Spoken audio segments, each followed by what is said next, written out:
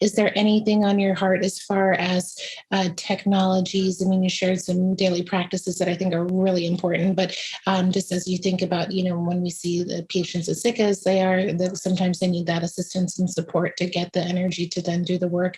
And so are there any technologies or therapies that create coherent field therapies, as you said, that you're super excited about sharing at this time? Yes. Yes. So right now I'm using photobiomodulation therapy with red light and near infrared. Have a Novathor bed in my clinic that looks like a tanning bed type situation, but it doesn't have any UV light. It's just red and near infrared. And the wavelengths of light in red and near infrared have been shown to upregulate mitochondrial production, to upregulate the expression of tissue-specific growth factors, to reduce inflammatory cytokines, to improve, speed healing and regeneration. And so a lot of times I'm weaving that into the therapies. I do a lot with pulsed electromagnetic field therapy. I have a Hocket in my office, which is like a infrared sauna capsule that you get in, you close it up to your, at your neck. And it's an infrared sauna. And while you're in there, there's a pulsed electromagnetic field device that's delivering electrons. And that's charging up those cell membranes I was talking about earlier and improving that, overall 3.5 trillion volts of electricity in your body. And then there, while you're in there, there's ozone therapy for dealing with pathogens and for bringing oxygen into the system and upregulating the endogenous kind of oxidative mechanisms of the immune system. And then while you're in there, you can do some frequency therapy. So there's frequencies to kind of support different health goals, whether it's to open up pathways of elimination in the liver, kidneys, and lymphatics, or to even treat particular viral infections or to support the elimination of those. Mm-hmm. So that's one device I love. I really love using electromagnetic signatures for treating illness, or for supporting, I shouldn't call it treating, but for supporting the resolution of illness. And so a lot of times in my clinic, we have a device where it's a biofeedback device. And so we hook people up and to sensors and we measure the energetic signatures that are aberrant in a person's system. And then we can send back ameliorating signatures, and we send it through various means. We can send it through ultrasound, so we can use ultrasound in various areas of the body, or we can deliver the frequencies through plasma. So there's a plasma wand, that can deliver frequencies. That was a favorite way of delivering frequencies in the earlier part of the 20th century, and I really think it's the best way to do it. And you can deliver it just through microcurrent, and so we're doing it in all ways in a session with people. And there's so many more therapies kind of on the horizon that are more along the lines of a coherent field therapy. I was able to set up a small room in my clinic to be a coherent field, and patients that were really sick just loved it. Like they just were like, thank God, like when they would get in there, because it would just help to just reduce the noise in their system. And you can do that with scalar technology. So that's primarily how we did it. Oh, wow. What an amazing idea. I know my musing that I've had over the years is like, I want to create a clinic where people just walk in and they start to heal, so you've already done that, Beth, so that's amazing. So we actually have done that. Yeah. Our whole clinic is held in a scalar field. Oh, wow. So we have like, kind of paired scalar devices, like from the doorway, like all the way to the farthest corner, which is creating a coherent field in the whole clinic. And we're putting like solfeggio frequencies and frequencies and, Schumann resonance and kind of peace frequencies and things like that in. And honestly, I think that one of my really sick patients who's just also just making leaps and bounds healing and been sick for decades. She ended up getting the same kind of scalar device for her house, and she Wow. sleeps in a scalar field now. She has like, both sides of her bed, and it's just amazing how amazing she's doing.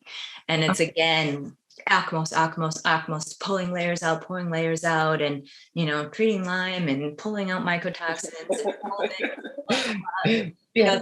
everything. But it's really the deep energy work that she's done that's just been so incredibly transformative, and like taking ownership of her field, because she had many violations as a child, and like so many of my very sick patients have. And she really, is kicking that energy out and establishing her boundaries and taking ownership and being like, you cannot be here. And then as she did that, she'd be passing parasites and all of this, because they're so symbolic. They slide in on that same energetic breach that was created earlier in life. So.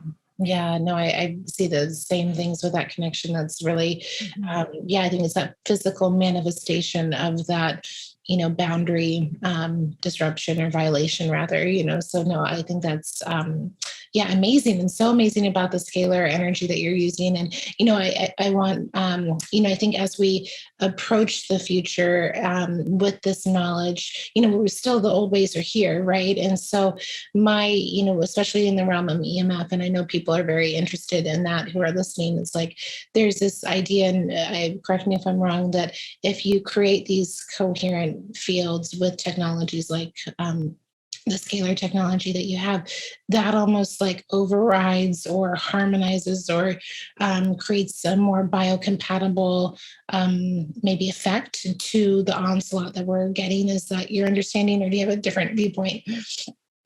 Yeah, I do think so. I mean, I think that basically they create like you can structure water, and you can structure space.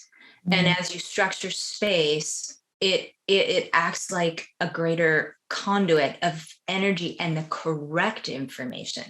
So then when you have the correct information informing your biology, then you're a little less vulnerable to being thrown off by misinformation. I understand. Yeah. No, that's and when you're talking about space and structuring space, I mean, maybe this is like a whole nother rabbit hole to go into, but the whole idea, which you've already shared, like the this fourth phase of matter, plasma, right? That we're in basically a sea of charged energy, and the more that we structure and organize that helps our, our blueprint, right? Organize make our pristine blueprint more easily able to unfold. Is that exactly right? Yeah, your understanding. Yeah. That's my understanding. Yeah. I mean, I think about the states of matter and ether at the most fundamental level, and then plasma, and then moving into kind of electricity and magnetism, and atoms and molecules, and into the biology itself. And I think about the blueprint really kind of at the etheric level. And so you create, if you can structure the space, you're creating greater communication with the blueprint. And then I think about structuring the space, then having a clarified biofield, which acts like a biolaser.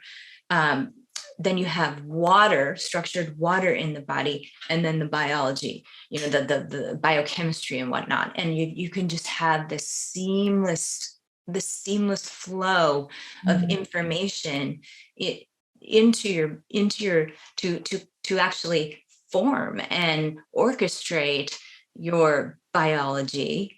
But it really requires all of those levels. Yeah. Wow. Right. The living matrix is like now extended, like to the, so that's really beautiful. So Beth, you wrote a book, right? You wrote a book, your pristine blueprint. And can you just tell us a little bit? The book is coming out right after the summit. So I'm hoping that many people find this who want to learn more, but just tell us a little bit about your book. Oh, thanks. Well, we've talked a lot about the concepts of how we emerge from the unified field, and the concept of the blueprint, and how it really confers our uniqueness and orchestrates our physiology. And then the rest of the book is looking at different aspects of our lifestyle and how we can accumulate dissonance, or we can transmute dissonance and avoid the accumulation of further dissonance. So we're looking at, of course, the human biofield and the energetic anatomy, and doing the work to kind of clear all of that out, and looking at our thinking and the emotional states that our thoughts generate in us, and how that's affecting us, our health. And then looking at the food we eat and the water that we're drinking, and even things like our relationships, our relationship to our significant others, to people, to ourselves, to our dharma, and then exploring some of the medicine of the future with these different energetic technologies. Well, I'm so glad you wrote that book and have had the inspirations that you've had that led you to explore this really exciting next, I think, paradigm, right, that we're bringing in through clearly the collective energy shifting at this time. And so, so Beth, where can people find out more about you and your center and anything else you'd like to share? Oh, well, you can find me on social media. BethMcDougallMD.com is my personal website, and then my clinic is clearcenterofhealth.com. Great. Well, thank you so much for your insight and your wisdom, and really stretching us all to really connect and to really communicate with our pristine blueprint. So thank you so much for being on the summit. Oh, thank you so much, Christine. My pleasure.